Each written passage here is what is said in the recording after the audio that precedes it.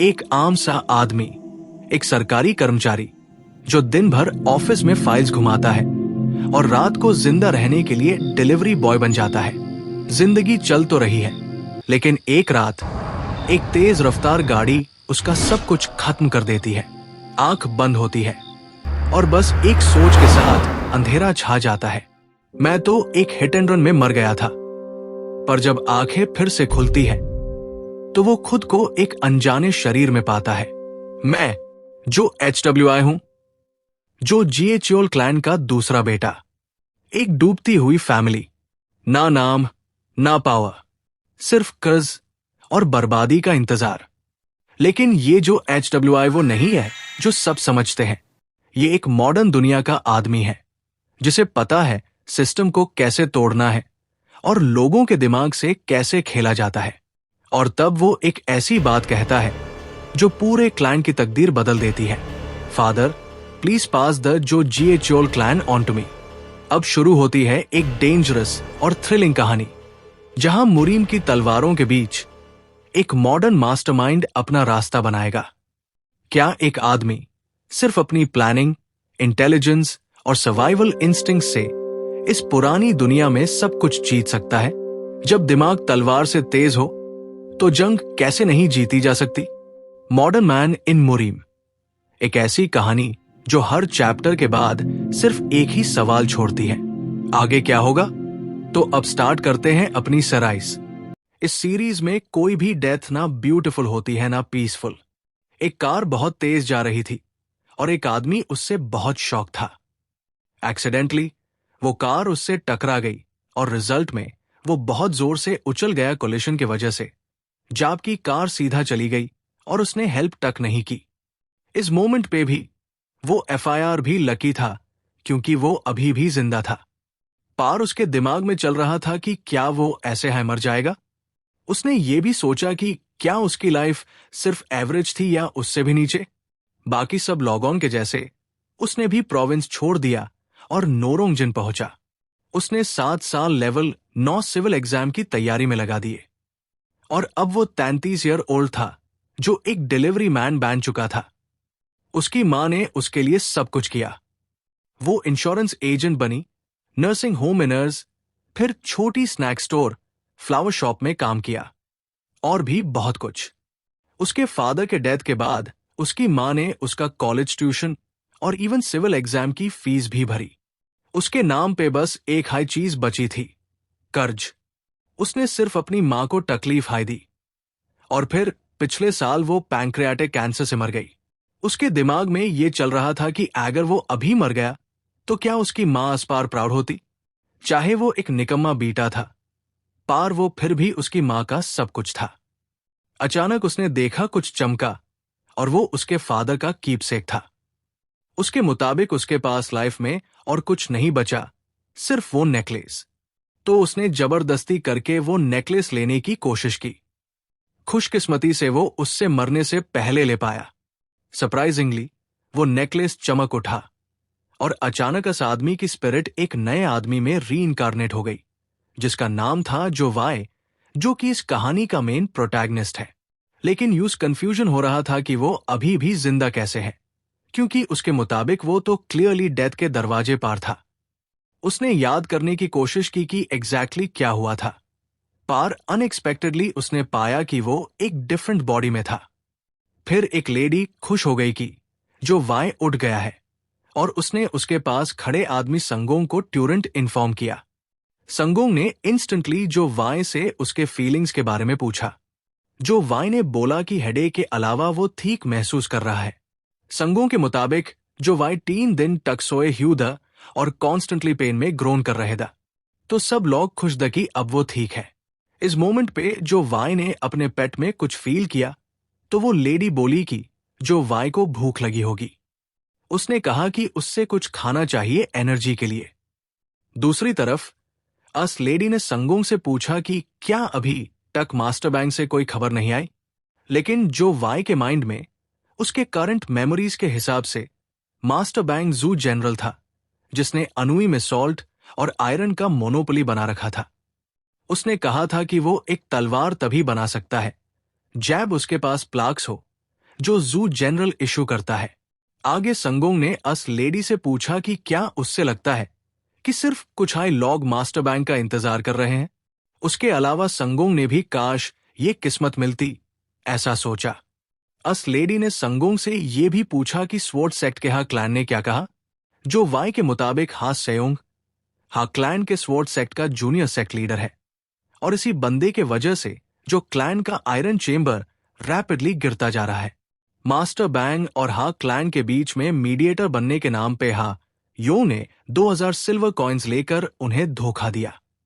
फिर संगोंग ने अपनी वाइफ से कहा कि वो जो वाई का ख्याल रखे, क्योंकि वो थोड़ी देर के लिए बाहर जा रहा था। इस वक्त जो वाई अभी भी पजल था, क्योंकि जैब से वो उठा है, उससे कोई जवाब नहीं मिला। उससे ये भी कंफ्यूजन था कि क्या ये मेमोरीज जो वाई नाम के बंदे की थी। उसका फादर जो सून, जो क्लैन के आयरन चेंबर ब्लैकस्मिथ्स वर्कशॉप का ब्लैकस्मिथ है। उसकी मां की यंग एक समझदार और दयालु औरत है। उसका बड़ा भाई जो यक एक बेवकूफ इंसान है, जो ग्यांगू टीएल जोंग यानी मार्शल आर्टिस्ट बनना चाहता है। उसकी छोटी बहन जो यौन हमेशा बीमार रहती है, और जो वाई ने चिन्या और एनेक्स सिर्फ 3 महीने में याद कर लिया। इतनी वास्ट नॉलेज जो उसके दिमाग में कभी कभी पॉपअप होती है। ये नॉलेज जो वाई के पास पहले नहीं थी। ये वो नॉलेज नहीं है जो एक इंसान ईजिली समझ सके। सबसे ज्यादा क्वेश्चनेबल एक चीज थी, एक इंस्क्रिप्शन समा, जो उसके माइंड में सीधा इम्प्रिंट हो गया था। टीएल समा का मतलब ग्रैंड मार्शल भी हो सकता है डॉट।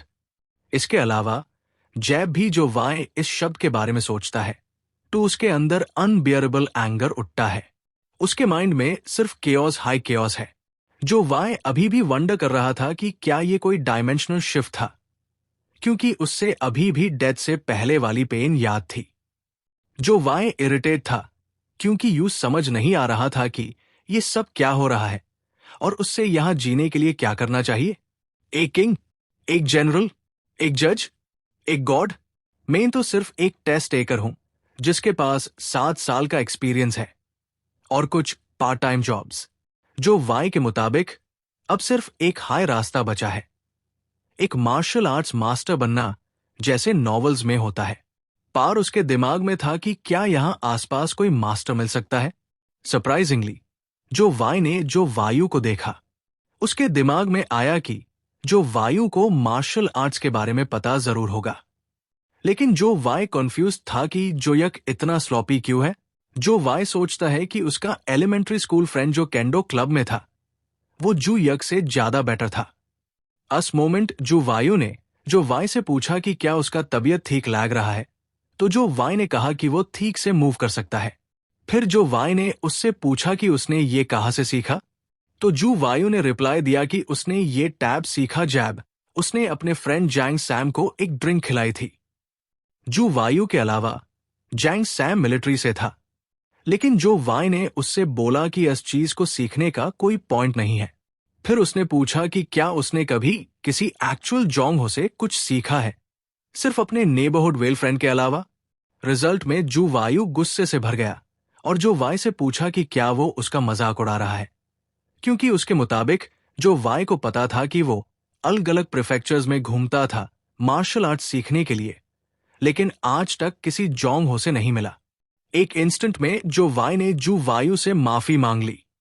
उसके दिमाग के कोने में यह भी था कि ये वही लड़का है जो घर से भाग गया था सिर्फ मार्शल आर्ट्स सीखने के लिए। फिर जो वाई ने उससे पूछा कि क्या पुरानी जेनरेशन से मार्शल आर्ट्स सीखना ज्यादा मुश्किल होता है। जू वायु ने बस इतना कहा कि उससे पता नहीं था कि उसका भाई इतना स्टूपिड हो सकता है। जू वायु के मुताबिक वो लॉग लेजेंडरी फिगर्स होते हैं जिनको अन जैसे लॉग अपनी पूरी जिंदगी में शायद एक बार भी ना देख सके। मार्शल आर्ट्स उनसे सीखना इमेजिन भी नहीं किया जा सकता। जो वाई के माइंड में ये बात थी कि अगर वो मार्शल आर्ट्स फ्रीक भी गिव अप कर गया तो ये सब सच में बहुत डिफिकल्ट होगा। उसके बाद जो वायु ने जो वाई से पूछा कि क्या वो अब फाइनली मार्शल आर्ट्स सीखना चाहता है और क्या वो चाहता है कि जो वायु उससे सिखाए, लेकिन जो वाई बस बाहर चला गया और बोला फॉरगेट इट। उसने ये भी कहा कि बस अपना बेस्ट डू। फिर भी जो वाई के मुताबिक मार्शल आर्ट्स नॉवेल्स में ऐसे हाई होता है, कहीं भी जाओ कोई मास्टर मिलता है और मार्शल आर्ट्स सीख जाता है। लेकिन उसके हिसाब से ये सब एक स्कैम हाई है। जो वाई कंफ्यूज था, लेकिन एक बात क्लियर थी, वो अभी जिंदा था। जो वाई डेस्परेटली जीना चाहता था, क्योंकि जिंदा रहना मरने से बेटर है। From today on I am जो वाई। यह है मेरा जीने का एकलौता रास्ता है। जो वाई के कहने के मुताबिक 2 महीने हो चुके द जैब से वो सेंट्रल प्लेस आया है। उसकी डेली लाइफ काफी सिंपल सी थी। सुबह वो अपने भाई के साथ फायरवुड कलेक्ट करता था। दोपहर में वो चारकोल बनाता या कभी कभी वर्कशॉप साफ करता। कभी कभी वो कस्टमर्स को ग्रीट भी करता जो वर्कशॉप में आते थे। एक फॉर्चुनेट बात यह थी कि उसके फादर कुछ सिल्वर कॉइन्स लाने में कामयाब हो गए, इसलिए खाना ढूंढने का कोई इशू नहीं था। हालांकि जो वाई को अब तक ये नहीं पता था कि उसके फादर ने पैसा लाया कहां से। इस मोमेंट पे जो वाई की मां बहुत शॉक थी जैब उसके हस्बैंड ने बताया कि उसने एक लोन शार्क से 60 सिल्वर कॉइन्स बोरो किए हैं। गुयंग, जो वाई की मां, गुस्से में आ गई जैब उसने जाना कि अब तक जितना भी पैसा वो यूज कर रहे थे वो सब लोन शार्क का था। गुयंग ने पूछा, अब हम पैसे कहां से लाएंगे लोन वापस करने के लिए? लेकिन जो सून, जो वाई के फादर, ने एक्सप्लेन किया कि उसने पैसा इसलिए बोरो किया था क्योंकि उन्हें आयरन ऑरे खरीदना था और डेली नेसेसिटीज के लिए भी पैसा चाहिए था। उसके बाद जो सून ने अपनी वाइफ से कहा कि वो यहीं पे बात खत्म करें। पार गुयंग अब भी बहुत गुस्से में थी और उसके मुताबिक अगर वो लोग 1 महीने में पैसा वापस नहीं कर पाए तो वो उन्हें टुकड़े टुकड़े कर देंगे। तो उसने अपने हस्बैंड से पूछा, अब क्या करें? अचानक जो सून भी गुस्से में बोल पड़ा, तो क्या भूखे मर जाए? क्या सबको यही मिलकर मरना चाहिए? जो सून के अलावा उस वक्त जो खाना सब लोग खा रहे थे वो भी उन्हीं पैसों से आया था। गुयंग स्पीचलेस हो गई। जो सून ने बोला कि उससे पता था कि वो लॉग लोन शार्क्स है, फिर भी उसने बोरो किया। उसने कहा, टेंशन मत लो, बस जल्दी से खाना खाओ। इस सब के दौरान जो वाई अपने मन में गलियां दे रहा था, क्योंकि उनकी सिचुएशन सच में डेड एंड जैसे लग रही थी। फिर भी जैब फैमिली और जो वाई खाना एंजॉय कर रहे थे, तभी जो वाई ने एक स्मेल महसूस की जो उनके घर के डर्टी किचन से आ रही थी। उसके मुताबिक लोन तो एक इशू है हाय, लेकिन ये स्मेल अनबियरेबल है। जो वाई के मुताबिक उनका हाइजीन एकदम मेस है। दूसरी तरफ जो सून अपने खाने से बहुत खुश था। शायद इतने टाइम बाद उसने अच्छा खाना खाया था। लेकिन जो वाई को अपने फादर के बैड ब्रेथ से घिन आ रही थी। वही जो यॉन, उसकी छोटी बहन, खुशी से अपनी मां से कह रही थी कि उसने फाइनली 1 महीने बाद अपने बाल धोए। उसकी मां बोली, दैट्स राइट, AR योनी इज वेरी गुड। लेकिन जो वाई के दिमाग के कोने में चल रहा था कि क्या ये वाकई एक कॉम्प्लीमेंट डीन लायक बात है? उसके लिए तो ये सब एक्सेप्ट करना मुश्किल था। इसलिए जो वाई ने डिसाइड किया कि उससे कुछ बदलना पड़ेगा। उसके बाद जो वाई ने अपने फादर से पूछा कि क्या उनके पास कोई स्टिफ फर जैसा कुछ है। उसके फादर ने बोला कि जो वाई शायद बोर फर की बात कर रहा है। फिर उसने बताया कि हंटर मो के पास इसका बहुत स्टॉक होता है और वो फ्री में दे देता है। तो उसने अपने बेटे से पूछा, क्या ले आऊं? इंस्टेंटली जो वाई ने अपने फादर का शुक्रिया अदा किया। उसके बाद जो वाई बोर फर से काफी अमेज था। उसका प्लान सिर्फ फैमिली के लिए टूथब्रशेस बनाने का था, लेकिन उसके पास काफी बोर फर आ गया था। लेकिन जो वाई के मुताबिक ये सिर्फ एक टूथब्रश है, इसमें कोई ग्रैंड टेक्निक नहीं चाहिए होती। कुछ हाई मिनट्स में जो वाई ने एक बना भी लिया। अनएक्सपेक्टेडली जो यॉन अचानक आई और अपने भाई से पूछा कि वो क्या कर रहा है। लेकिन जो वाई स्टक था, तो उसने सिर्फ इतना कहा, अंदर चले जाओ, बाहर ठंड है। जो यॉन कुछ नहीं कर सकती थी, तो उसने अपने भाई की बात मान ली। इसके बाद भी जो वाई टूथब्रशेस बनाना कंटिन्यू करता रहा। थोड़ी देर बाद उसने काफी टूथब्रशेस बना लिए। तभी अचानक जो सून वापस आया और उसने अपने बेटे से पूछा कि वो क्या बना रहा है। इंस्टेंटली जो वाई ने अपने फादर को टूथब्रश का यूज करना सिखाया। सरप्राइजिंगली, क्योंकि ये पहली बार था जैब जो सून ने टूथब्रश यूज किया था, उससे वो कूल और फ्रेश फीलिंग से हैरानी हुई। तो जो वाई ने उससे बताया कि आईसी टूथब्रश कहते हैं, और उसने ये भी कहा कि उसने खुद ये इन्वेंट किया है। तभी जो सून ने ट्यूरेंट अपने बेटे से पूछा कि क्या वो आईसी बेच भी सकते हैं, तो जो वाई ने कहा कि उसके रिएक्शन के बेसिस पर लगता है वो लॉग डेफिनेटली जैकपॉट हिट करेंगे। एकदम से जो वाई और उसके फादर मार्केट की तरफ दौड़ गए। पब्लिक मार्केट में एक फ्लैश में जो वाई के टूथब्रशेस सोल्ड आउट हो गए, तो दोनों बहुत खुश था क्योंकि उन्होंने जैकपॉट मार लिया था। जो सून के मुताबिक उन्होंने सिर्फ 2 घंटे में 250 टूथब्रशेस बेच दिए, और जो वाई के मुताबिक उन्होंने हर एक टूथब्रश 2 आयरन कॉइन्स में बेचा, जो टोटल मिला 500 आयरन कॉइन्स। ये 500 iron coins equivalent the 5 silvers के, मतलब उन्होंने सिर्फ 2 घंटे में 5 सिल्वर्स कमा लिए। इसके अलावा जो सू ने अपने बेटे से पूछा कि क्या वो सही है कि टूथब्रश बनाने के मटेरियल्स सिर्फ फर, वुड और एडहेसिव होते हैं, फिर उसने कहा कि जल्दी चलो ताकि वो सब खरीद सके और ज्यादा टूथब्रशेस बना सके। आगे जो वाई के मुताबिक अगर उनका पूरा परिवार इसमें इन्वॉल्व हो जाए तो वो आधे महीने में 3000 पीसेस बना सकते हैं। लेकिन उन्हें पता नहीं था कि उनके आसपास के लोग उनकी बात सुन रहे थे। जो वाई के मुताबिक अगर वो प्राइस थोड़ा सा बढ़ा दे और सब बेच दे तो मटेरियल के कॉस्ट हटाकर उनका टोटल प्रॉफिट 80 सिल्वर तक हो सकता है। Awesome, let's hit another jackpot and become rich. जैसे जो सून ने कहा, बोरफर, वुड और एडहेसिव उन्होंने सब कुछ बल्क में खरीद लिया। उनकी मां कहम के कमांड में जो ये ग्रेट न्यूज सुनकर खुश थी, पूरी फैमिली ने रात भर जागकर टूथब्रशेस बनाए। उनका गोल था 3000 टूथब्रशेस बनाना। आधा महीना बाद जो सून और जो वाई मार्केट लौट कर आए, लेकिन वो दोनों जो देखा उससे काफी शॉक हो गए। जो सून को यकीन नहीं हो रहा था कि मार्केट में लोग भी टूथब्रशेस बेच रहे हैं, जो कि उनके टूथब्रशेस से ज्यादा ब्यूटीफुल द और प्राइस में भी सस्ते।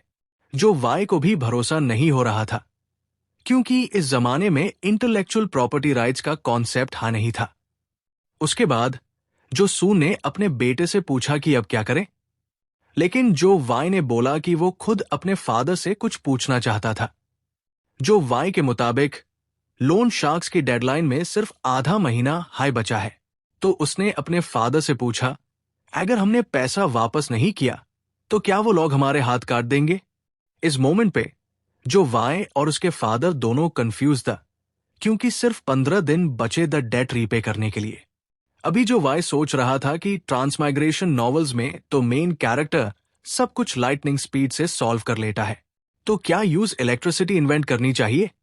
लेकिन उसने खुद से बोला कि यूज ये बनाना आता है नहीं।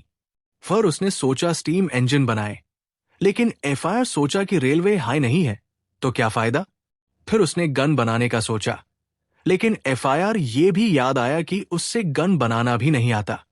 तभी अचानक जो यौन आई और जो वाई से पूछा, क्या पानी है। लेकिन जो वाई ने कहा, बालों को मैट धोना। टैब जो यौन बोली, पार तुमने तो कल भी मना किया था। तो जो वाई ने बोला, परसों धोना, क्योंकि सिर्फ पानी लाने और वापस आने में 2 घंटे लग जाते हैं। उसने ये भी कहा कि अगर यूज अच्छा नहीं लगता तो वो खुद पानी ले आए। तभी जो वायु अचानक आया और उनसे पूछा कि क्या उसके सिबलिंग्स अच्छे से सोए थे। उसके बाद जो वायु ने अपना मार्शल आर्ट्स ट्रेनिंग शुरू कर दिया।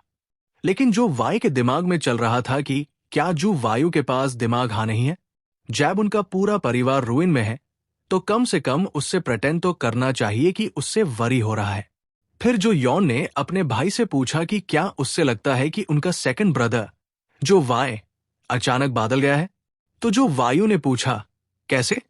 जो यौन ने बताया कि वो उस टाइम की बात कर रही थी जैब जो वाई ने टूथब्रश के लिए सारे मटेरियल्स इकट्ठे किए था। उसके अलावा जो यौन ने बोला, जो वाई ने टूथब्रश काउंट इतनी तेजी से कैसे निकल लिया, जितना वक्त एक चाय की चुस्की लेने में भी नहीं लगता। जो यौन ने यह भी कहा कि उसने पहली बार किसी को इतनी फास्ट कैलकुलेशन करते देखा। जो वायु ने भी अग्री किया और बोला, हाँ, मेन भी शॉक हो गया था। जो यक के लिए वो कैलकुलेशन कुछ इस टाइप की थी जैसे मर्चेंट्स करते हैं। और एफआईआर हेस्ट्यू उसने मजाक में पूछा, क्या हमारा छोटा बुकवर्म अब अर्थमेटिक सीख रहा है? लेकिन जो वाई के दिमाग के कोने में चल रहा था कि क्या ये लॉग रियली इतने ज्यादा फैसिनेटेड है मल्टीप्लिकेशन से जो हर प्रेजेंट टाइम का इंसान करता है। फिर अचानक जो वाई के दिमाग में एक थॉट आई, क्योंकि यहां के लॉग मल्टीप्लिकेशन टेबल जानते हैं नहीं, उसने ये भी सोचा कि क्या basic arithmetic operations, 4 main ones, जाना भी इस जमाने में एक स्किल माना जाता है। दूसरी तरफ जो यॉन ने अपने भाई से कहा, जो वाई अचानक से बात भी अच्छी करने लगा है और वो मुश्किल वर्ड्स भी यूज करता है। जो यक ट्यूरेंट अपनी बहन से अग्री किया। उसके मुताबिक आजकल कभी कभी तो वो समझ नहीं पाता कि जो वाई क्या बोल रहा है, लेकिन जो वाई के मुताबिक ये सब अनअवॉइडेबल है। वो लोग अभी टक चिन्या टेक्स्ट्स के आगे बढ़ने की कोशिश कर रहे हैं, जबकि जो वाई ने मॉडर्न डे जो यहू की मेमोरीज रिटेन कर ली है। इसके अलावा जो वाई ने 20 साल तक पढ़ा, एलिमेंट्री स्कूल से लेके सिविल सर्विस एग्जाम तक, वो इंफॉर्मेशन एज में रहा जहां टीवी और स्मार्टफोन से डेली नॉलेज मिलता था। उसने ह्यूमन रेस की मेंटालिटी और नेचर को dramas, movies, novels, place etcetera के जरिए एक्सपीरियंस किया था। उसकी छोटी बहन ने इस सब को बस इतना समझा कि उसका भाई अचानक अच्छी बातें करने लगा है। जो यक के लिए तो वो जीनियस बन गया था उस जमाने के कंपैरिजन में। अचानक जो वाई ने अपनी बहन से कहा, ज़रा साइड हो जा। एफआईआर उसने एक वुडन स्टिक उठाया और जमीन पे लिखने लगा। जो वाई के मुताबिक सेंट्रल प्लेन्स में टेक्नोलॉजी या प्रोडक्ट्स की कमी नहीं है, कमी है तो अस नॉलेज की जो उसने मॉडर्न एरा से सीखी है। लेकिन ये दोनों कंफ्यूज हो गए कि जो वाई जमीन पे क्या लिख रहा था। जो यक के मुताबिक उसने पहली बार वो कैरेक्टर्स देखे था। अचानक जो वाई खुश हो गया और बोला, या दिस इज इट। तभी जो सून ने अपने बेटे से पूछा कि उसने क्या कहा अभी। अनएक्सपेक्टेडली जो वाई ने अपने फादर से बोला कि वो जो क्लैन का वर्कशॉप अपने हाथ में लेना चाहता है। तो जो सून को लगा कि जो वाई मजाक कर रहा है। उसने पूछा, सुबह से क्या बकवास कर रहा है तू? जो वाई के मुताबिक उसके पास एक आइडिया है और वो यूज रील बनाना चाहता है। लेकिन जो सून अग्री नहीं हुआ, क्योंकि उसके मुताबिक ये वर्कशॉप कोई ऐसी चीज नहीं है जो वाई आसानी से चला ले। वाई इनएक्सपीरियंस था और सबसे बड़ी बात यह थी कि उससे एक क्राफ्ट्समैन की सोल चाहिए थी। सब्सिक्वेंटली जो वाई ने अपने फादर से पूछा कि और कितने सिल्वर्स वो बोरो कर सकता है। एज अ रिजल्ट जो सून अपने बेटे पर गुस्सा हो गया और बोला कि उनके हाथ 10 दिन में काट दिए जाएंगे और एफआईआर भी वो और उधार लेना चाहता है। हाउएवर जो वाई ने बताया कि एनविल की कीमत 50 सिल्वर्स है, तो अगर वो सारे टूल्स और मटेरियल्स की कीमत जोड़े तो वो 30 सिल्वर से ज्यादा हो जाएगी। बिसाइड्स जो सून की क्रेडिबिलिटी और नोटेबिलिटी भी है, क्योंकि उसने अपनी पूरी लाइफ अस वर्कशॉप में काम किया है। सो जो सून अन सबको कोलैटरल के रूप में यूज कर सकता है। जो वाई के अलावा भी अगर जो सून वर्कशॉप और अन टूल्स को कोलैटरल बनाए तो वो आसानी से 300 सिल्वर्स कमा सकता है। जो वाई को हाई इंटरेस्ट रेट से कोई फर्क नहीं पड़ता, उनके पास बोरोड पैसा 3 गुना करके वापस डीन का प्लान है। हाउएवर जो सून को विश्वास नहीं हो रहा था कि जो वाई जिसे उसने अभी वर्कशॉप हैंडओवर किया, ऑलरेडी एनविल को कोलैटरल बनाने की सोच रहा था फ्रॉम द बिगिनिंग। जो वाई के लिए एक क्राफ्ट्समैन के रूप में एनविल और हैमर्स सब कुछ होते हैं, और अब वो अपनी मां और छोटी बहन को भी कोलैटरल बनाने की बात कर रहा था। नंदलेस जो वाई ने अपने फादर से कहा कि अगर पैसा उधार लेना है तो प्रॉपरली लो। उसने ये भी पूछा कि उन्हें शर्म नहीं आई लोन शार्क्स के पास जाने में। जो वाई के अलावा जो सून को मर्चेंट ग्रुप्स का भी पता लगाना चाहिए था। उसने सुना था कि fire dragon merchant group merchants के लिए फ्रेंडली है। एज अ रिजल्ट जो वाई के फादर अस्पार बहुत गुस्सा हो गए। उन्होंने उससे मरने के लिए अपना हैमर उठाया, लेकिन जो वाई अब भी शांत था और बस अपने फादर की तरफ स्माइल कर रहा था। सो जो सून पजल था क्या उसका बेटा हमेशा से इतना बोल्ड था? इन एडिशन टू जो सून, ऐसा लग रहा था जैसे जो वाई बीमार पड़ने के बाद कुछ बादल गया हो। जो सून सोच रहा था कि क्या जो वाई के पास कोई टूथब्रश वाले प्लान जैसे कुछ और प्लान है। उसके बाद जो सून को फाइनली समझ आ गया कि ये बात कोई ऐसे इंसान नहीं बोल सकता जो अपनी छोटी बहन से इतना प्यार करता हो बिना किसी बेड प्लान के। सो उसने जो वाई से पूछा कि क्या उसके पास कोई वर्ल्ड ब्रेकिंग प्लान है, becoming the best workshop in all of अनूई। इंस्टेंटली रिप्लाई किया जो वाई ने।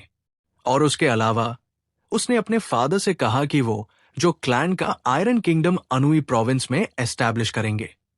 ये सुन के जो सून ने पूछा कि क्या उसका बेटा सीरियसली अनअवेयर है करंट सिचुएशन के बारे में वर्कशॉप में। उसने ये भी पूछा कि क्या जो वाई जो सबसे ज्यादा इन्वॉल्व है उससे सबसे अच्छे से नहीं पता होना चाहिए। तो जो वाई ने बताया कि अगर इशू आयरन ओरे का है तो वो इंगट्स परचेस करेंगे। जो वाई के अकॉर्डिंग इंगट्स एक हार्डन्ड मेस होते हैं एक्सट्रैक्टेड स्टील के, जो आयरन या स्टोन से निकलते हैं आफ्टर इम्प्योरिटीज रिमूव करने के बाद। इंस्टेंटली जो सून ने पूछा कि क्या उसके बेटे को पता है कि इंगट्स की कॉस्ट कितनी है। जो वाई ने बताया कि करंट एवरेज प्राइस के हिसाब से वो 3 सिल्वर्स का पड़ता है। इन एडिशन टू जो वाई, उनके वर्कशॉप में सबसे ज्यादा सेल होने वाला आइटम है आयरन प्लाउस। वो फार्मर्स के लिए बेस्ट टूल है। सो वो आयरन प्लाउ को अपना फ्लैगशिप प्रोडक्ट बनाएंगे। फिर वो अपने सारे प्रोडक्ट्स की price including iron plough 30% reduce करेंगे। बट जो सून बहुत स्टार्टल्ड हो गया और बोला कि ये एब्सर्ड है। वो 40 सिल्वर्स के आयरन प्लाउ को सिर्फ 28 सिल्वर्स में कैसे बेच सकते हैं।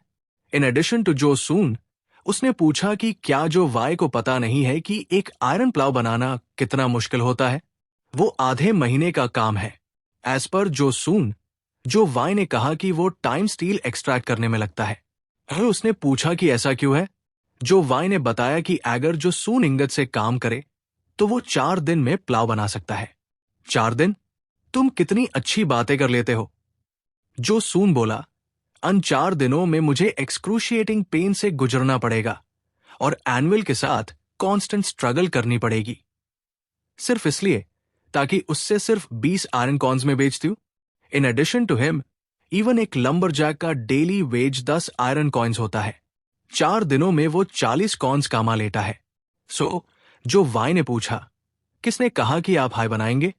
इन अकॉर्डेंस विद जो वाई, उसने अपने फादर से पूछा कि क्या अनूई प्रोविंस में कोई ऐसी जगह है जो जाइंट आयरन प्लाउस सिर्फ 28 सिल्वर्स में बेचती हो। अगर लॉगॉन को पता चल गया तो वो अपने सिल्वर्स लेकर वहां टूट पड़ेंगे।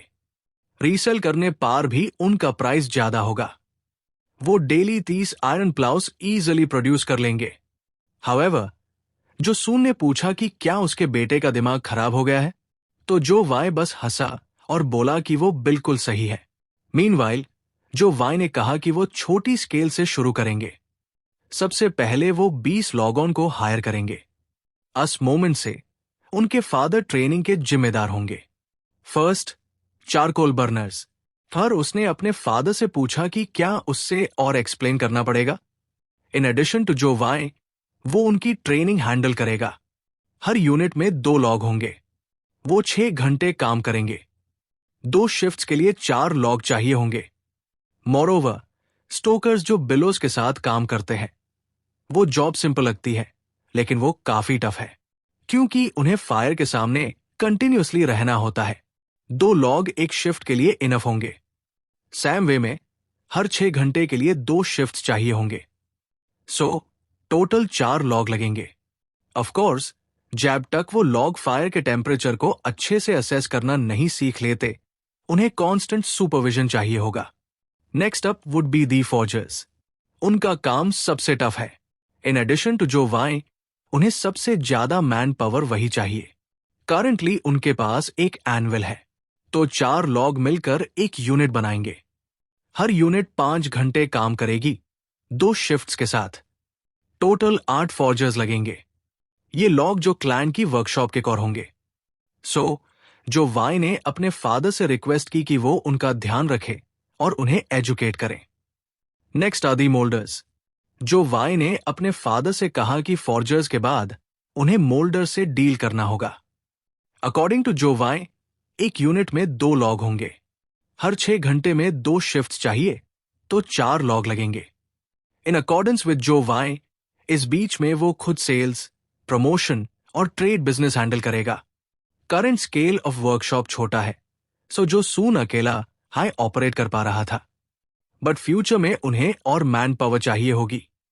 फर्दरमोर, जो वाई ने अपने फादर से कहा कि चारकोल बर्नर्स को 6 आयरन कॉइन्स मिलेंगे, जबकि स्टोकर्स को 8 आयरन कॉइन्स दिए जाएंगे। फॉर्जर्स को 12 आयरन कॉइन्स मिलेंगे और मोल्डर्स को 11 आयरन कॉइन्स। उसके बाद वो लॉग क्लाउड्स की तरह स्वूप इन करेंगे। अगर वो 12 घंटे बिना रेस्ट के काम करें तो उनका टोटल वेज एक दिन का 208 आयरन कॉइन्स होगा, जो लगभग तो सिल्वर्स के बराबर है। क्योंकि फॉर्जर्स और मोल्डर्स का स्किल लेवल स्टार्टिंग में लो होगा, expected production rate of iron plows सिर्फ 20 पीसेस के आसपास रहेगा। ऑफ कोर्स, प्रोडक्शन रेट धीरे धीरे इंक्रीज करेगा। जो वाई के according initial expected profit around 400 iron coins होगा, जो कि 4 सिल्वर कॉइन्स के बराबर है। सबको वेजेस डीन के बाद भी उनके पास तो सिल्वर्स बचेगा, जो कि महीने के हिसाब से 60 सिल्वर्स बन जाता है। और फिर वो लॉग सब कुछ री इन्वेस्ट करेंगे, इंगट्स और अपनी फैमिली के लिविंग एक्सपेंसेस के बाद। वो रुकेंगे नहीं जब तक वर्कशॉप 20 टाइम से ज्यादा बढ़ाना हो जाए। लेकिन जो सून इस वक्त स्पीचलेस था। जो वाई के दिमाग के पीछे ऐसा लग रहा था जैसे उसके फादर अपने फ्लैशी प्रेजेंटेशन के बाद स्पीचलेस हो गए हो। उसके अलावा ये वैसे हाई था जैसे हर साल एप्पल के नए प्रोडक्ट्स देखने के लिए रात भर जगना वर्थ इट होता है। फिर भी जो सून के मुताबिक हर क्राफ्ट्समैन के अंदर एक सोल होनी चाहिए। आफ्टर ऑल, ये एक ऐसी ऑक्यूपेशन है जो इंसान का पूरा बॉडी एग्जॉस्ट करती है और हर पीस ऑफ आयरन में लाइफ डालती है। पूरा प्रोसेस खुद क्राफ्ट्समैन के द्वारा हाई कैरी आउट किया जाता है। लेकिन जो सून के अकॉर्डिंग, जो वाई कह रहा था कि रोल्स को सिस्टमैटिकली डिस्ट्रीब्यूट करके राउंड द क्लॉक प्रोडक्शन चलाएगा। ये कोई ऐसी चीज नहीं थी जो एक क्राफ्ट्समैन करता, लेकिन अगर इसे 60 सिल्वर्स महीना कमा सकता हो। पार वो अपनी बात खत्म नहीं कर पाया, क्योंकि जो वाई ने उससे इंटरप्ट किया और समझाया कि अगर एक इंसान चारकोल बनाना, स्टोक करना, मोल्ड करना और फोर्ज करना सब कुछ सीखने लगे, तो वैसे हाई होगा जैसे जो सून ने कहा, बहुत ज्यादा टाइम लग जाएगा। फिर जो वाई ने उससे पूछा, क्या हो अगर तुम क्राफ्ट्समैन होने का प्रेटेंस छोड़ दो? तो जो सून ने कहा कि जो वाई कन्विंसिंग लग रहा है। उसके बाद उसने पूछा, क्या तुम इतने कॉन्फिडेंट हो? तो जो वाई ने बोला, बस मुझे ट्रस्ट करो। आखिर में जो सून ने कहा कि वो वर्कशॉप का मैनेजमेंट जो वाई को दे देगा।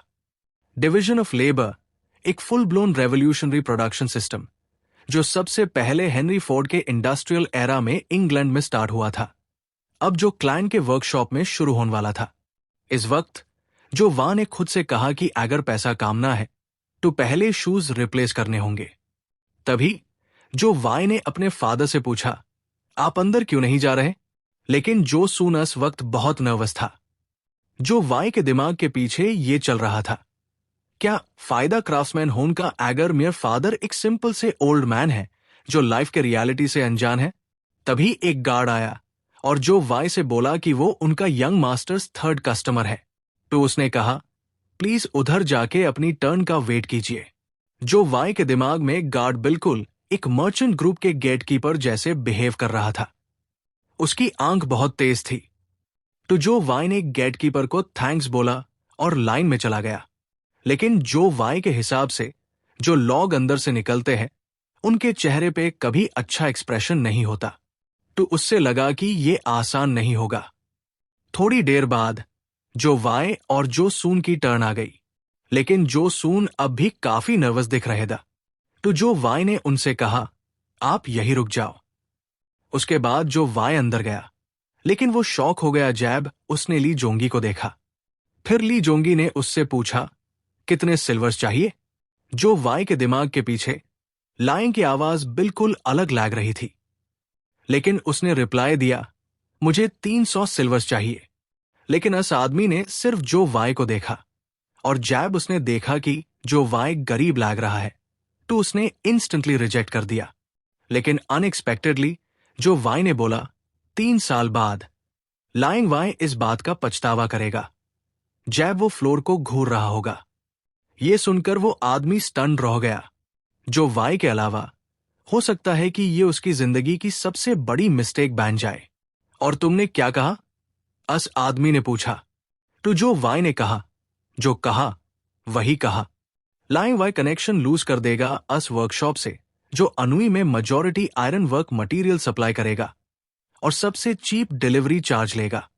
फिर ली यंग ने पूछा, क्या तुम गोल्डन हिल वर्कशॉप से आए हो या ग्रेट ब्लैक फायर वर्कशॉप से? एक सेकंड में जो वाई ने अपना इंट्रोडक्शन दिया। मैं जो क्लैंस वर्कशॉप का सेकंड सन हूं, बोनती से।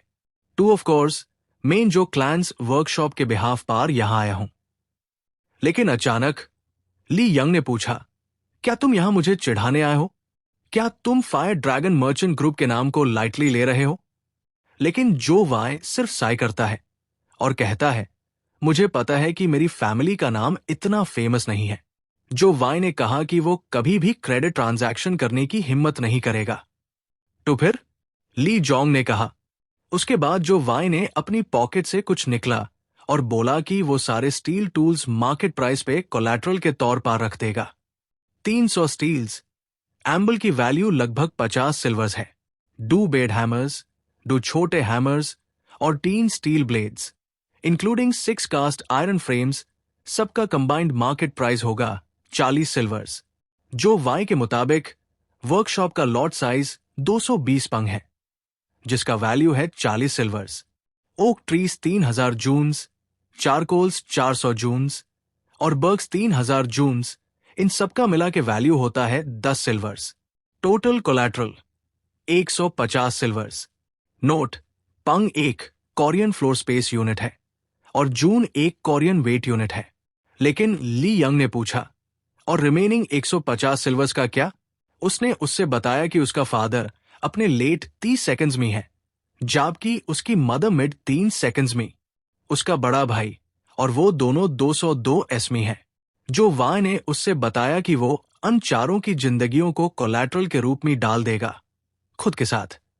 ह्यूमन ट्रैफिकिंग के ब्लैक मार्केट में स्टैंडर्ड प्राइस डिसाइड करना मुश्किल होता है, लेकिन अगर वो गवर्नमेंट स्लेव्स के ट्रेडिंग प्राइस के बेसिस पर चले तो उसने गैदर किया है कि वो अमाउंट 150 सिल्वर से ज्यादा हो सकता है। फिर भी ली जोंग के दिमाग के कोने में ये चल रहा था कि वो लड़का इतना भी बेकार नहीं लग रहा। यूज भी ये थोड़ा इंटरेस्टिंग लगा, इसीलिए उसने कहा कि ये रीजनेबल लग रहा है। लेकिन उसने उससे बताया कि जितने भी कोलैटरल मेंशन किए गए हैं, उन सब के साथ एक हैंडलिंग फी भी लगेगी। इसके अलावा वो पहले अपने आदमियों को भेजेगा ताकि वो वेरीफाई कर सके कि जितने भी प्रोडक्ट्स मेंशन किए गए हैं वो लिजिट है या नहीं। उसके बाद हाई वो दोबारा कैलकुलेशन करेगा। लाइंग वाई ने जो वाई को ये भी बताया कि अगर वो समय पर रीपेमेंट नहीं कर पाया तो मैन पावर और वक्त दोनों बर्बाद होंगे, चाहे वो कोलैटरल लोन्स को हैंडल भी कर लें, स्पेशली स्लेवरी के इशू के साथ। तो जो वाई ने उससे बताया कि इसीलिए वो उससे एक अपॉर्चुनिटी दे रहा है, उसके साथ डील करने का मौका। एक डील, एक अपॉर्चुनिटी, क्या ये उल्टा नहीं है? ऐसा ली जोंग ने कहा। लेकिन उसने ये भी पूछा कि आखिर किस वजह से उसकी वर्कशॉप के साथ कनेक्शन बनाना फायर ड्रैगन मर्चेंट ग्रुप के लिए एक अपॉर्चुनिटी कैसे हो गया। टैब जो वाई ने उससे बताया कि सारे आइटम्स यहां लिस्टेड है और उनके अलावा वो उन्हें फायर ड्रैगन मर्चेंट ग्रुप को मार्केट प्राइस के 70% पार सप्लाई करेगा। टू ले जोंगी शॉक्ड हो गया और पूछा कि कैसे एक लार्ज आयरन प्लाव सिर्फ 28 सिल्वर्स का हो सकता है। उसने जो वाई से पूछा कि क्या वो वकाई ऐसे प्राइस पार गुड्स सप्लाई कर सकता है। जो वाई ने ट्यूरेंट कहा कि वो कॉन्ट्रैक्ट ट्यूरेंट लिख देगा। ले जोंगी इस मोमेंट पर स्पीचलेस हो गया। तो जो वाई ने उससे बताया कि अगर उसने सीरियसली उनके साथ काम करने से इनकार किया तो वो वही proposal milky white merchant group को दे देगा। ली जोंगी स्टन था ये सुनकर, और उसके दिमाग में आया कि अगर जो वाई ने एक राइवल मर्चेंट ग्रुप का नाम ले दिया तो शायद वो उसकी प्राइड को टेस्ट कर रहा हो। ट्यूरेंट ले जी ने जनरल हा को कॉल किया और उससे 1000 सिल्वर्स निकलने और ट्रेड करने का ऑर्डर दिया। जनरल हा ने उसका ऑर्डर फॉलो किया। उसके बाद ली जोंग ने जो वाई से कहा कि उन्हें ब्लैक मार्केट के प्राइस के बेस पर कैलकुलेट करना चाहिए, सिंस उसने खुद हाय उसके बारे में बात की थी। यही होता है किसी की लाइफ का प्राइस। इसका मतलब ये कि लाइन के पास जो वाई की लाइफ पार एब्सोल्यूट पावर होगा। स्लेव हो या प्रोस्टिट्यूट, वो यूज जिसे मर्जी बेच दे, उससे ली जोंगी को फर्क नहीं पड़ता। इसके अलावा ली जोंगी ने कहा कि यूज किसी और कोलैटरल की जरूरत नहीं है। अगर जो वाई पेमेंट नहीं कर पाया तो ली जोंगी उससे 1000 सिल्वर मी खरीदेगा। लेकिन जो वाई ने कहा कि ऐसा नहीं होगा। इस बीच जो सून ने अपने बेटे से पूछा कि अब क्या करेंगे, तो जो वाई ने अपने फादर से पूछा कि इस समय के पीरियड में सबसे कॉमन चीज क्या थी। जो सून कंफ्यूज था कि जो वाई क्या कह रहा है, तो जो वाई ने बताया कि वो और कुछ नहीं, मैन पावर है। जो वाई जैसे हाई बोंग टी वापस गया, उसने मार्केट प्लेस के एंट्रेंस पार एक फॉर हायर साइन लगा दिया। Well then, shall we check how many people have gathered. जैसे हाई जो वाई ने कहा, सरप्राइजिंगली काफी लोग ऑलरेडी बाहर वेट कर रहे थे। तो जो वाई ने डिसाइड किया कि वो 1 by 1 इंटरव्यू से शुरू करेगा। लेकिन जो सून को यकीन नहीं हो रहा था कि इतने लोग इकट्ठा हो गए। फिर भी जो वाई के हिसाब से, पहला, जो लोग ज्यादा बात करते हैं वो रिजेक्ट होंगे। लोग जो ज्यादा बोलते हैं वो ऑनेस्ट नहीं होते और वो अपने एनवायरनमेंट में सेग्रीगेशन भी इजीली फैला सकते हैं। दूसरा, जिनकी बॉडीज वीक है वो भी रिजेक्ट होंगे।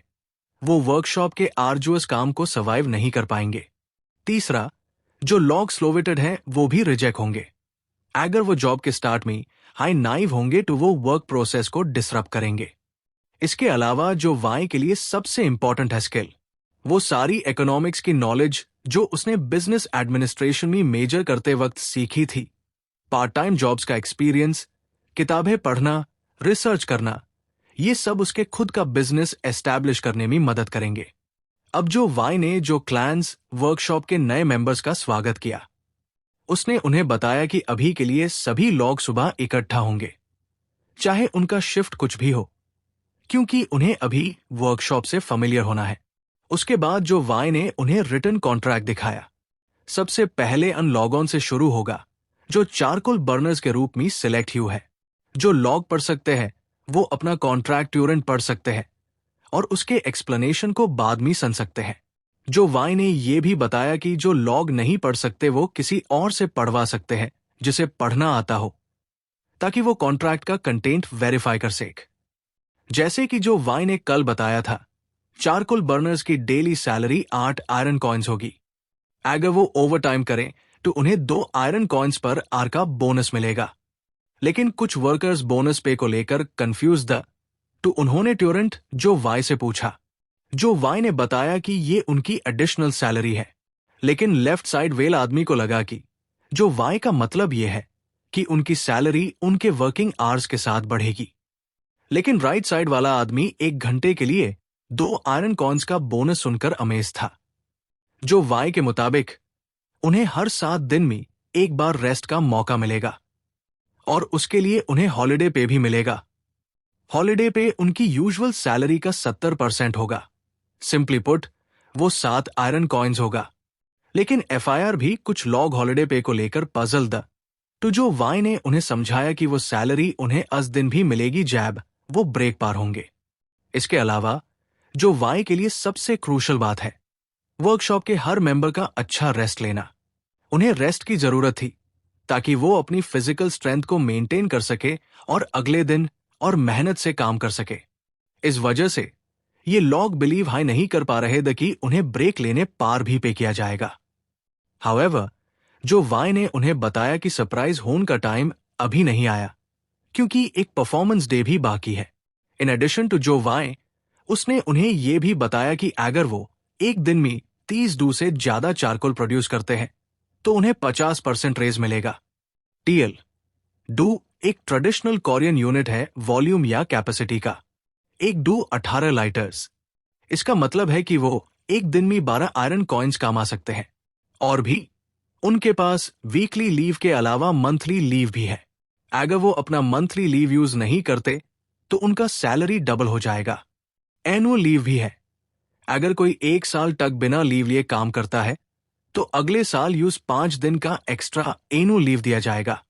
ऑफ कोर्स वो अपने लीव के दौरान चाहे तो रेस्ट कर सकते हैं या काम भी, लेकिन सैलरी उनकी डबल होगी। वो सब ये सुनकर हैरा हो गए। मॉडर्न एरा का बोनस सिस्टम एक कैपिटलिस्टिक गिफ्ट है जो कई बार के ट्रायल एंड एरर के बाद बना है। ऑफ कोर्स बाकी सबका कॉन्ट्रैक्ट भी, इंक्लूडिंग मोल्डर्स, स्टोकर्स और फॉर्जर्स, सैम हाई है। हाउएवर, जो वाई ने उन्हें स्ट्रिक्टली बताया कि वो जो क्लैंस वर्कशॉप के अंदर होने वाली किसी भी बात को किसी आउटसाइडर से शेयर नहीं कर सकते, इवन अपने फैमिली से भी नहीं। अगर वो इस रूल को तोड़ते हैं तो बिना किसी डिस्कशन के उन्हें फायर कर दिया जाएगा। इन एडिशन टू जो वाई, उन्होंने कहा कि सब कुछ पता चल जाएगा जब वो इन्वेस्टिगेट करेंगे, क्योंकि वहां ऑलरेडी काफी लोग काम कर रहे हैं। एक पाल में इन वर्कर्स ने कसम खा ली कि वो किसी से कुछ नहीं कहेंगे। उन्होंने जो वाई से कहा कि प्लीज चिंता मत करो, ह्यूम टोरेंट काम पे लगा दो। बट जो वाई ने कहा कि अभी नहीं, सिर्फ चारकोल बर्नर्स उसके साथ आएंगे, बाकी सबको उसके फादर से ट्रेनिंग लेनी होगी।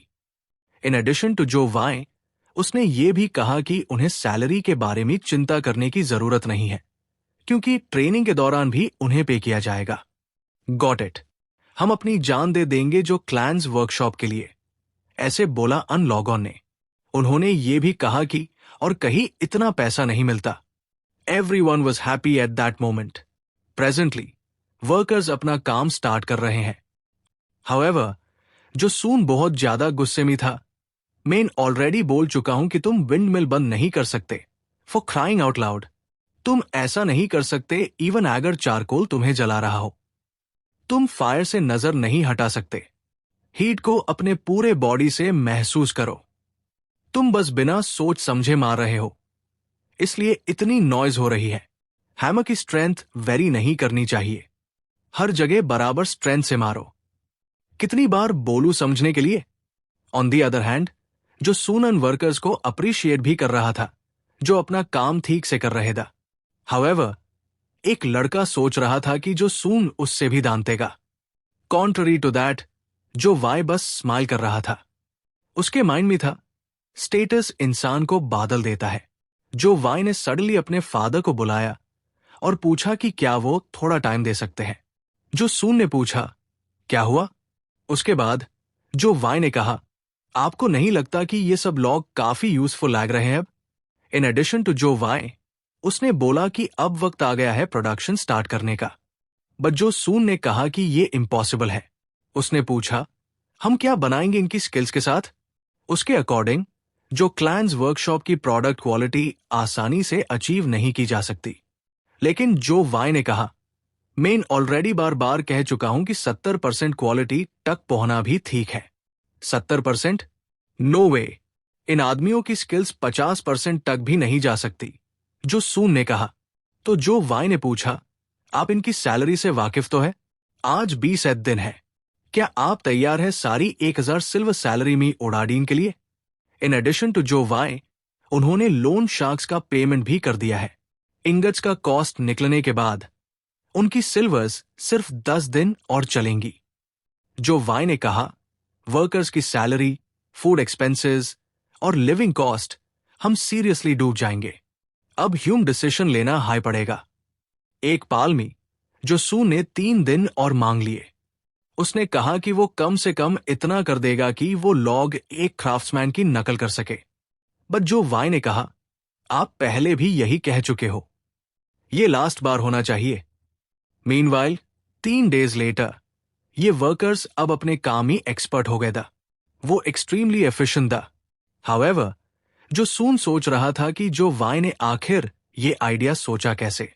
उसके हिसाब से उसने हमेशा सब कुछ अकेला किया, चारकोल बर्न करना, स्टोकिंग, मोल्डिंग और फॉर्जिंग तक। जो सून पेन झेलता हुआ काम करता था, उससे 4 दिन लगे एक जायंट आयरन प्लाव बनाने में। On the other hand, in workers ने बोला, हम डन है। जो वाई के मुताबिक वो प्लाव ठीक लग रहा था। लेकिन जो सून सडनली वीक पैड गया और सरप्राइजिंगली रो दिया। मुझे मेरे 40 साल वापस दे दो। जो वाई को क्लैरिफिकेशन चाहिए था, उसने पूछा, आप किस बारे में कह रहे हो? इंस्टेंटली जो सून ने कहा, तुम्हें मुझे पहले बताना चाहिए था अगर तुम्हें यह सब पता था। जो वाई हंसी के साथ बोला, अभी भी लेट नहीं हुआ है स्टार्ट करने के लिए। बट जो सून के माइंड में था, अगर लेट हो गया तो बस हो गया। अनएक्सपेक्टेडली जो वाई ने नोटिस किया कि उनका वेसल एम्प्टी है। इन अकॉर्डेंस विद जो सून, मोल्डर्स थोड़ा रेस्ट कर रहे थे। तो जो वाई ने कहा कि उन्हें लगता है कुछ और एनविल्स खरीदने पड़ेंगे क्योंकि फॉर्जर्स की संख्या बढ़ गई है। नेवरदलेस आज दिन वो turn by turn workshop operate कर रहे थे और 22 आयरन प्लाउज प्रोड्यूस किए। सिर्फ 4 दिन में 100 आयरन प्लाउज बन गए। Just like that time fly कर गया। आधा साल गुजर गया। जो वाई अब काफी अलग दिखता था क्योंकि उनका बिजनेस काफी सक्सेसफुल हो गया था। वेलकम मैनेजर ली, ऐसे कहा जो वाई ने। इन अकॉर्डेंस विद मैनेजर ली यूंग, उसने अपने बॉस को बताया कि इस दिन का रिपोर्ट अप्रूव हो चुका है। TL, manager Li Yong is the manager of जो क्लैन्स वर्कशॉप। हाउएवर, अकॉर्डिंग टू जो वाई, as expected, the decent building. इस दिन भी उन्होंने बेस्ट परफॉर्मेंस दी मैनेजर ली के मुताबिक। हालांकि वर्कशॉप के स्पॉन्सर्स उन्हें सपोर्ट कर रहे हैं, सैंड बिल्डिंग के वर्कर्स का स्किल लेवल अभी भी काफी इनएडिक्वेट है। जो वाई के मुताबिक उनका स्किल लेवल एक साइड है, लेकिन असली प्रॉब्लम उनकी टेनासिटी में है। D7 बिल्डिंग के पास काफी ज्यादा स्पॉन्सर्स है, इसलिए जो वाई ने मैनेजर ली से कहा कि सैन बिल्डिंग के वर्कर्स को थोड़ा और एनकरेज करें। जो वाई ने जो क्लैन्स वर्कशॉप को 3 बिल्डिंग्स तक लिमिट कर दिया। डिसेंट बिल्डिंग जो ओरिजिनल मेंबर से बना है, जहां large iron ploughs, doors, columns और दूसरे बेड आयरन प्रोडक्ट्स बनाए जाते हैं। सॉक बिल्डिंग जो नए रिक्रूट से बना है, जहां शोवल्स, सिकल्स, होज, पिचफॉक्स, आयरन कोर्स और दूसरा स्मॉल आयरन फार्मिंग इक्विपमेंट बनाया जाता है। जीसेम बिल्डिंग जो नया बना है, जहां सेफ्स, पैडलॉक्स, कैरेजेस, स्टिरअप्स, आयरन व्हील्स और दूसरे टेक्नोलॉजी इंटेंसिव प्रोडक्ट्स बनाए जाते हैं। फिर मैनेजर ली ने बोला कि वो इस बात का ध्यान रखेंगे। उसके बाद उन्होंने जो वाई को बताया कि एक वेलकम्ड गेस्ट आया है। तो जो वाई ने कहा कि लगता है बी हयंग निम आ गए हैं और उनसे पूछा कि क्या वो गेस्ट हाउस में है।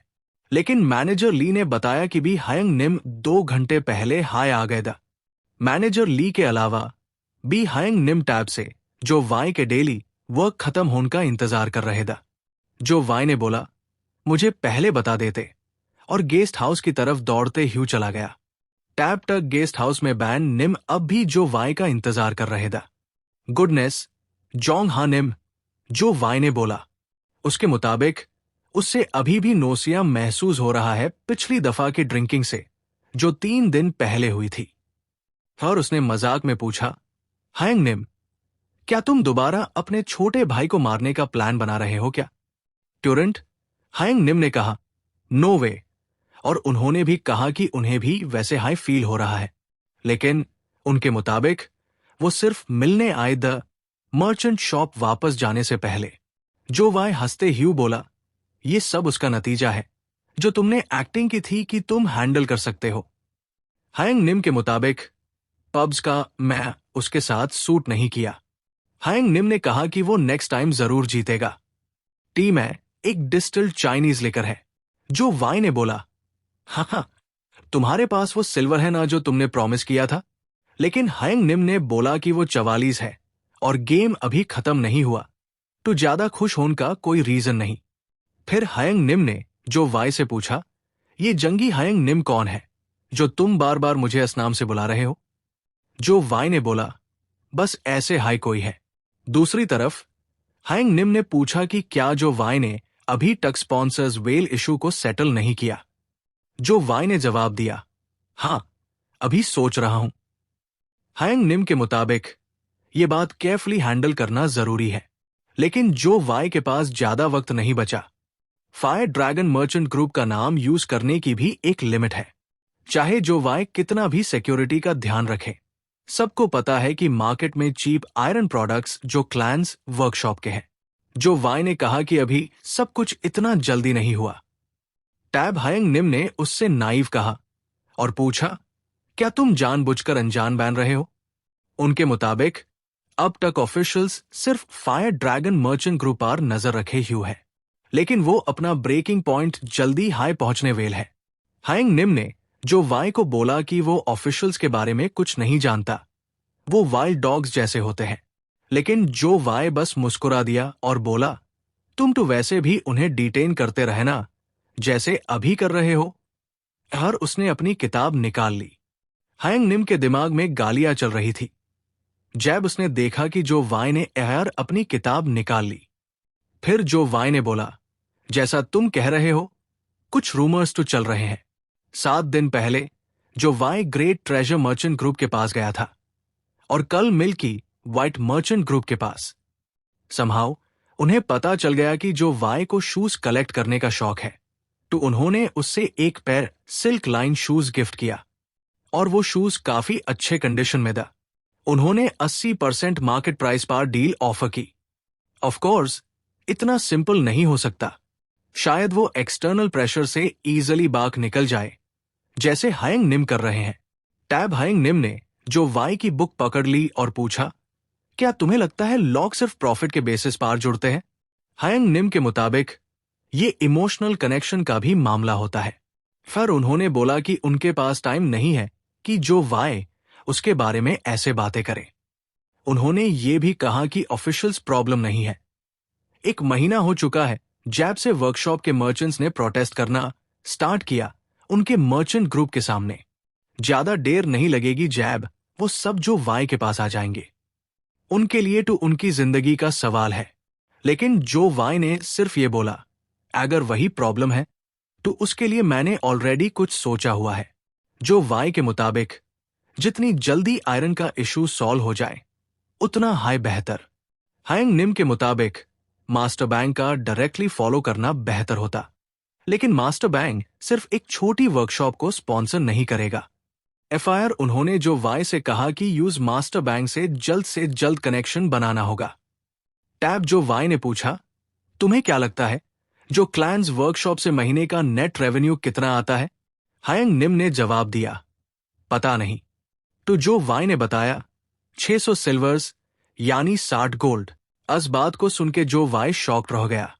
उसके दिमाग के कोने में एक थॉट आई, हमारे मर्चेंट ग्रुप में भी इतनी कमाई वाली जगह ज्यादा नहीं होती।